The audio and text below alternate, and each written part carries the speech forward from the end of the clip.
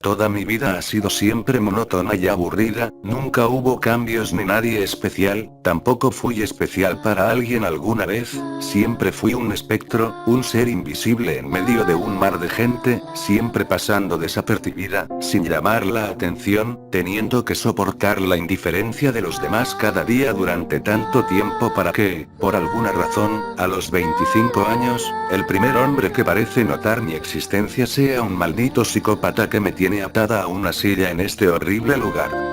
Yo y mi mala suerte. Ya casi no siento las manos, están fuertemente atadas al espaldar, me siento mareada y confusa, tal como las otras jóvenes en la habitación. La mordaza en la boca tampoco es algo muy agradable, pero es mejor que tener que oír los gritos desesperados del resto de infelices que están aquí conmigo, todas un montón estereotipadas, claramente son unas inútiles pero apuesto a que el mundo las adora. Me dan asco. Mi madre siempre se quejó de que yo era una amargada, una inútil sin importancia a quien nadie querría jamás. Si así es el amor de madre, claramente hice bien en alejarme del resto de las personas, aunque para este demente fui lo suficientemente importante como para ser secuestrable, pero la verdad es que no me interesa, si lo que quiere es matarme puede hacerlo, morir ahora es mejor que seguir aguantando este mundo decaído y contaminado de tanta ignorancia e indiferencia, sobre todo lleno de hipocresía que desborda el límite humano, pero igual este mundo se las arregla para que la mayoría sean un montón de infelices mientras que los adinerados viven como reyes, pero lo que no me cabe en la cabeza es por qué demonios el grupo de infelices se divierte haciendo mi vida cada vez más. Al notar la palidez repentina en las otras chicas es cuando me percato de que nuestro secuestrador está en la sala, cuarto o lo que sea esta pocilga infernal, y que está colocando varios instrumentos en una mesa, uno de ellos es claramente una cuchara y no sé de qué va este tipo, pero está claro que no está bien de la cabeza.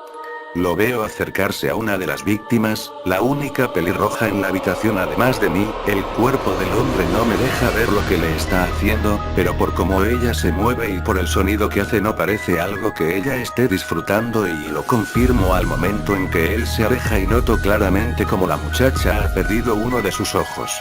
La sensación de asco y temor me resultan insoportables, cierro los ojos pero la imagen está grabada en mi mente como si le hubiese tomado una foto con el cerebro y si pudiese pedir un deseo en estos momentos sería morir antes de que al tipo se le ocurra hacerme eso. Lentamente presencio como el secuestrador va una por una arrancándoles un ojo para luego colocarlos en frascos, todos y cada uno de ellos enumerados. El de la pelirroja era el 16 y ahora va por el 19, así que supongo que yo seré la víctima número 20 y luego seguirán las otras 3 que faltan. Mi único consuelo es que después de su horrendo ritual me asesinará rápidamente como a las otras. Llegado mi turno veo que, a pesar de haber matado a varias, sus instrumentos están limpios, incluso sus guantes, supongo que este hombre está más enfermo de lo que pensaba como para cambiar sus utensilios por cada víctima, incluso se detiene a mirarme, a palparme el rostro y frotar mi cabello, tal vez esperando que comience a temblar de miedo como las demás, pero no tengo miedo, lo que siento es odio, odio por estar frente a la clase más perversa de maldad, y al parecer lo ha notado, porque me ha sonreído. Después de toda la contemplación de mi imagen asegura mi cabeza fuertemente y coloca la cuchara sobre uno de mis párpados, sin embargo, no se mueve, no hace presión, ni nada, simplemente permanece inmóvil. Hago un esfuerzo y consigo ver su rostro, aquella mirada de sadismo había desaparecido y en su lugar veía un rostro pensativo, como si meditase algo de suma importancia, luego me echa una mirada y aquel ser maquiavélico vuelve, aunque me suelta y se traslada detrás de mí, sé que está muy cerca porque siento su respiración en mi nuca, luego ocurre lo inesperado, me percato de que mis manos son libres, automáticamente después siento algo frío sobre mis piernas y noto un cuchillo sobre ellas, al tiempo que observo que, aún manteniéndose detrás de mí, señala con el dedo a una de las otras chicas de la habitación.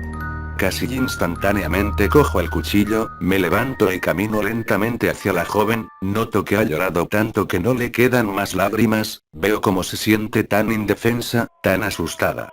Mi corazón se acelera a medida que me acerco, pienso en todo lo que he tenido que pasar durante tantos años, toda la injusta crueldad con la que me han tratado, luego devuelvo la mirada a la desdichada en la silla y veo sus joyas, la pintura en sus uñas, el olor de su perfume, el intento de maquillaje y me doy cuenta que estoy frente al tipo de persona que tanto me ha hecho sufrir y, sin pensarlo dos veces, la apuñalo en el pecho una y otra vez, dejando salir toda mi rabia e indignación, hasta sentir el brazo cansado. Es en aquel momento que me detengo y veo su cuerpo sin vida manchado de sangre, y me encanta, me fascina lo dulce que es la venganza, injusticia por injusticia, como si de una droga se tratase. Dirijo la mirada hacia las otras y planifico mentalmente qué le haré a cada una, pero mis pensamientos se interrumpen al sentir una mano sobre la mía. Volteo rápidamente tratando de atacar, pero veo que es él, el asesino de tantas jóvenes, quien lentamente retira el arma de mi mano al tiempo que me rodea con los brazos, y es en ese momento en que me percato quién es realmente. No es un enfermo ni un psicópata, es el hombre más listo del mundo, el hombre que ha descubierto el mayor placer de todos, el hombre cuya mirada me va seduciendo hasta sentir que mis labios tocan los suyos, y mi amante y mi maestro. El cirujano plástico Tomás era un genio en lo que hacía. Cientos de ricachonas satisfechas que salían de su clínica más tersas que la superficie de un melón le dejaban una buena factura y sus lorzas en sus manos. Desfiguraciones por accidente, injertos de quemados, trasplantes de piel, liposucciones, y era un buen maestro en todo lo que hacía, pero estaba obsesionado con su singular Everest: la simetría. Su carrera no le había dejado espacio para tener hijos, pero lo compensaba con cochazos de competición, mansiones, chalets a pie de playa. Su mujer era la más bella de la ciudad según las revistas de moda, y claro que la belleza no escondía secretos para el buen doctor, e hizo de su mujer la musa de muchos y la envidia de muchas. Tomás sentía como el reloj de la vida no se podía detener. Arrugas, flacidez, caída de las carnes y recolocamiento natural de las grasas. Cada vez que la miraba sentía la necesidad de completar su obra, de ganar en el pulso al paso del tiempo. Una buena mañana, después de que la cafeína del café se hubiera ido por el retrete para que su pulso como siempre fuera perfecto, volviendo a operar la nariz de su esposa, se percató que con cada respiración, con cada latido, las microimperfecciones de cada golpe de bisturí afeaban el acabado de su trabajo. Al terminar la nariz se dio cuenta que la operación de orejas realizada unos años atrás estaba desplazada de la proporción exacta con sus ojos tal y como la había dejado, así que decidió repuntarlas. Las venas y capilares de su cuello, por muy lento que bombearan, no dejaban de hacerlo, y con cada latido el cirujano se ponía aún más nervioso, tan nervioso que en un ataque de ira la apuñaló con el bisturí muy firmemente y varias veces en el corazón, hasta que este dejó por fin de latir. Y qué maravilla, y todo salía perfecto, cada corte, cada puntada, cada injerto, y fría como el mármol y ya sin ningún tipo de sábana protectora de infecciones o tubos de mantenimiento vital. Era como la jodida arcilla de Donatello antes de finalizar sus obras de noble bronce, y no tenía que limpiar después los cortes ni las heridas con yodo, y la falta de sangrado hacía que el trabajo fuera impecable. Gracias al rigor mortis de los músculos pudo moldearlos a placer y sujetarlos en su posición perfecta al hueso. Cuando el rigor mortis pasó podía doblar las articulaciones para dejar un acabado perfecto. De pies a coronilla. Su esposa de 40 años parecía tener 20. La completó con tejidos desechados de otras pacientes que guardaba congelados en la cámara de donantes. Ni se notaba las puñaladas en el corazón, no se veía ni un solo punto de sutura. ¿Y pero qué haría ahora con su obra? Otro genial momento de inspiración rápida, la llevó a conservarla con nitrógeno en su clínica. Tenía una cámara estanca que podía albergar un cuerpo entero.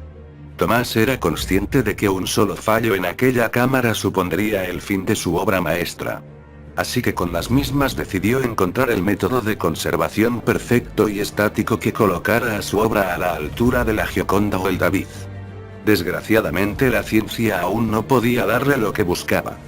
Ningún método la mantendría para siempre así de perfecta. Con la fortuna ganada de toda una vida extirpando impurezas, empezó a recorrer el mundo hablando con científicos de buena y mala praxis. Químicos, físicos, otros médicos e incluso matemáticos, y nada. Nadie tenía respuesta. Cada vez más agotado y más loco debido a los años de intensa búsqueda de su obsesión, empezó a consultar antiguos manuscritos. Y otra mañana, en la que la cafeína del café se fue evaporada por la arena del desierto, la expedición arqueológica que financiaba dio su fruto en Egipto. Unas momias perfectas le llevaron a la pista de un antiguo manuscrito, más antiguo que las pirámides. Era difícil de traducir por los expertos, pero era muy claro. Una vez reunidos los ingredientes que llevaron varios años en reunirlos, sacó del congelador a su mujer perfecta y una vez descongelada embadurnó su cuerpo con el extraño potingue y nada. No pasaba nada. ¿Cómo podía haber caído tan bajo? Fiarse de un mejunje de vieja brujería había estropeado el logro que lo completaba, el logro de su orgullo. Con el cuerpo empezándose a descomponer en la mesa de operaciones envuelto en una masa azul que olía a cilantro, el buen doctor Tomás se reía a carcajadas totalmente borracho en la esquina de la sala de operatorios. Se reía de cómo se había dejado seducir por un cuento de hadas, y con las mismas, riéndose notó que tenía en el bolsillo una copia traducida del antiguo manuscrito. Con la carcajada de su metedura de pata se levantó tambaleante y medio vomitando y puso las manos encima del cuerpo de su esposa mientras recitaba a modo de chiste las palabras traducidas del manuscrito. Ya daba igual todo, ahora era un hombre destrozado. Tomás perdió el equilibrio cuando la masa azul se calentó tanto que empezó a humear y a convertirse en una especie de resina negra que empezaba a derretirse en el cuerpo de su difunta esposa que empezaba a convulsionarse. El doctor estupefacto retrocedió muy despacio hasta dar con la pared y luego se dejó caer sentado en el suelo mientras no dejaba de mirar lo que pasaba y de escuchar los grotescos sonidos de un cuerpo que parecía estar empezando a funcionar de nuevo. Así es como su esposa con movimientos suaves y gráciles volvió a ponerse en pie con su cuerpo cubierto de humeante materia negra que goteaba. Tomás no se lo podía creer y su esposa era la mujer más bella y hermosa que el mundo jamás podría copiar. El doctor estaba sentado en el suelo tranquilo, sonriente, realizado mientras su mujer se acercaba a él con los pasos más lindos jamás vistos por el ser humano y dejando unas huellas negras como el alquitrán, y en su oído, con la voz más dulces que unas cuerdas vocales perfectas pueden ofrecer, muy pegada a la yugular, le dijo: "Y gracias por darme la vida de nuevo y ahora necesito la tuya para seguir viviendo". El joven hombre caminaba tranquilo durante esa noche oscura y con nubes que presagiaban una tormenta. Debería apresurarme, pensó, mientras se paró y miró directo al cielo, y luego prosiguió con su viaje. La calle estaba extrañamente vacía y tranquila esa noche, algo que este joven había notado hacía ya tiempo y que, por alguna razón que no comprendía, lo inquietaba y lo hacía apresurarse todavía más. De pronto, escuchó un sonido detrás suyo, como un pitido o un silbido, que retumbó en el aire con un eco sombrío y estremecedor y una tonada que despertaba a la locura y a los sentimientos más oscuros que pueden llegar a habitar en el corazón de un hombre, pero que parecía no pertenecer a este plano de existencia tan terrenal, pues era como si proviniera del mismísimo más allá, y cuando se dio la vuelta para buscar el origen de tan extraño y tétrico ruido, no vio más que la calle y los autos estacionados en los garajes de las casas. Debe ser mi imaginación, se dijo a sí mismo para tranquilizar su mente, debo estar cansado y por ello escucho estas cosas, pero la verdad era que no se creía ni una de las palabras que decía. Cuando se dio la vuelta para seguir caminando, le pareció ver por el rabillo del ojo y por apenas unos milisegundos, una presencia oscura, que se asomaba desde uno de los árboles que se encontraban allí, pero le restó importancia, tratando de convencerse de que todo era un producto de su imaginación y de su agitada mente, en vano. Comenzó a caminar de una manera apresurada, casi corriendo, con ese sonido detrás de él que parecía acercarse cada vez más. De vez en cuando se daba la vuelta por unos segundos para mirar hacia la nada, esperando ver por fin de dónde provenía ese silbido infernal, y todas las veces veía lo mismo por el rabillo del ojo. Una figura etérea que se asomaba desde detrás de algo. El silbido comenzó a aumentar su volumen gradualmente, y ahora ya no provenía desde detrás de él, sino que desde todos lados, desde todos los posibles ángulos. Fue en este momento cuando el joven se dio cuenta de que todo lo que estaba pasando a su alrededor no era un producto de su imaginación ni de su mente cansada, sino que en realidad estaba pasando, todo había sido verdad desde un principio y, al borde de la locura, comenzó a correr, como nunca lo había hecho hasta entonces. Mientras corría, comenzó a ver esa sombría figura en todos lados. En los tejados de las casas, dentro de los autos, incluso sobre las copas de los árboles. El muchacho, ya cansado y totalmente horrorizado, tropezó con un pedazo sobresaliente de vereda rota, y cayó al piso sobre sus manos. Cuando trataba de levantarse, alzó la mirada y allí estaba. Esa horrible, negra y etérea silueta parada justo delante de él, sonriendo y mirándolo fijamente con unos ojos que recordaban a las mismas llamas del infierno. Convencido de que había llegado el momento de su prematura muerte, cerró los ojos y esperó lo peor. Se despertó sobresaltado y totalmente empapado en su propio sudor.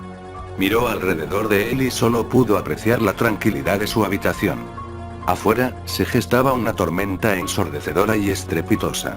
Las gotas de agua chocaban contra las ventanas de su habitación, y parecían lágrimas que se deslizaban sobre un rostro de cristal. Fue solo un sueño, pensó, todavía algo alterado por la reciente pesadilla. Se levantó de la cama, se encaminó hasta el baño y se lavó el rostro con el agua del grifo. Luego bajó las escaleras, acompañado por el sonido de sus propias pisadas y de las gotas de agua chocando sobre el tejado. Entonces lo volvió a escuchar. Ese maldito sonido que parecía provenir desde el más profundo de los círculos del Averno. Se quedó ahí parado, en medio de la escalera, totalmente petrificado por el miedo, con la mirada perdida en el vacío y sus ojos totalmente inyectados en sangre. Su cuerpo comenzó a producir un sudor frío que bajaba por su rostro. De repente, un relámpago iluminó toda la sala por apenas unos segundos y le obligó a cerrar los ojos. Cuando los abrió, no pudo dar crédito a lo que sus ojos veían. Todo el recinto estaba totalmente atestado de esas diminutas y detestables criaturitas, que se movían y amontonaban uno sobre otro con un ritmo demencial. Cuando sus piernas por fin se decidieron a responderle, se dio la vuelta y volvió a subir las escaleras, y se dirigió a la seguridad de su habitación. Cuando llegó, entró y cerró la puerta detrás de sí y se recostó contra ella. Se dejó caer y hundió su rostro envuelto en lágrimas en sus manos mientras ese sonido diabólico le retumbaba en la cabeza.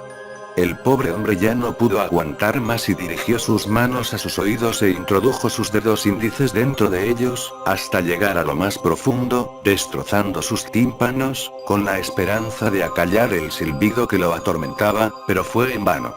Al poco tiempo su cuerpo fue encontrado por la policía, debido a las denuncias de sus vecinos sobre el olor que provenía desde dentro de la casa. Un detective se acercó al cuerpo y le dijo al policía que se encontraba ahí tomando fotografías. ¿Qué tenemos aquí? Hombre joven de 26 años. Su nombre era Marco Di Marti. Sufrió una arritmia general entre las 3:30 y las 3:50 de la madrugada. ¿Arritmia general? ¿En un hombre de 26 años?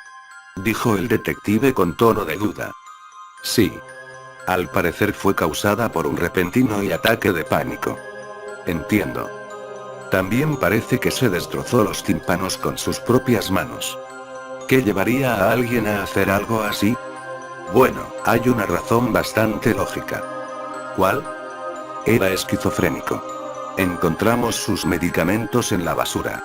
En ese momento el detective creyó escuchar un silbido, casi imperceptible, pero que aún así estaba ahí. No lo creyó importante y siguió con su trabajo.